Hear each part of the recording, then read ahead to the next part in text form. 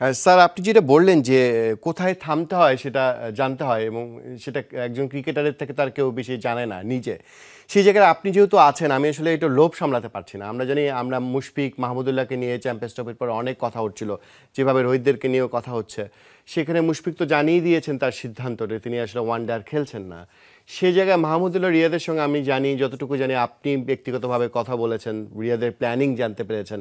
আমরা আবারও পাকিস্তানে খেলতে যাব ওয়ানডে। তারপর পাকিস্তান আমাদের এখানে একটা জুলাই আগস্টে সিরিজ খেলতে আসার কথা।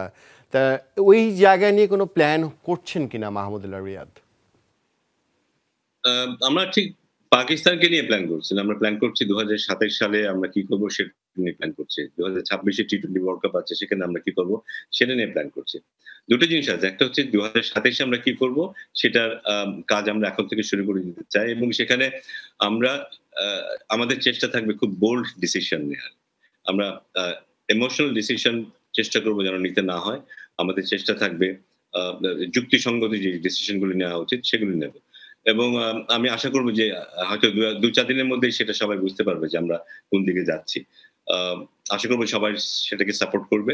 বাট যেটা বললাম যে আমাদের চেষ্টা থাকবে ২০২৭ এ সেরা পারফরম্যান্স আমরা কিভাবে দিতে পারি সেই চিন্তাটা আমরা এখন থেকেই করা শুরু করেছি। অলরেডি আমরা কিছুটা আলাপ আলোচনা করেছি নিজেদের মধ্যে। আ আমাদের কোচ যখন চলে আসবে তাকে নিয়ে আলাপ আলোচনা করব। যারা সামগ্রিক স্টেক হোল্ডাররা থাকবে তাদের সাথে আমরা আলোচনা করব এবং একটা একটা পথ তৈরি করব আমরা এখন থেকেই। যেন আমাদেরকে কেউ টাইম টু টাইম যেন ওখান থেকে নড়ে যেতে না হয়। সো আশা করি সেটা আমরা সফল হব। স্যার মানে এই জায়গায় রিয়াদ ভাই নিজের কোনো সিদ্ধান্ত আপনাদেরকে জানিয়েছেন কিনা যে তিনি আসলে এমন করে অবসরটা নিতে চান ঘরের মাঠে? এরকম যেটা হয়, অনেক রকম গুঞ্জন শোনা যাচ্ছে। তারও তো একটা প্ল্যানিং থাকতে পারে।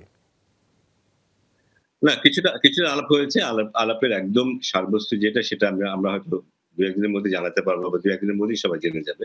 এই মুহূর্তে আমি সেটা ডিসক্লোজ করতে চাচ্ছি না।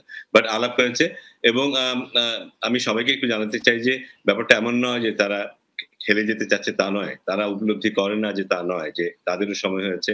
তারা এটাও ভাবে যে ভবিষ্যতে বাংলাদেশ কেমন হবে সেই দলের জন্য তাদের করণীয় কি তারা খুব ভালোভাবে সেটা জানে এবং তারা বাংলাদেশ দলের পাশেই আছে এবং তারা সঠিক সিদ্ধান্ত যে নেবে সে ব্যাপারে আমি নিশ্চিত।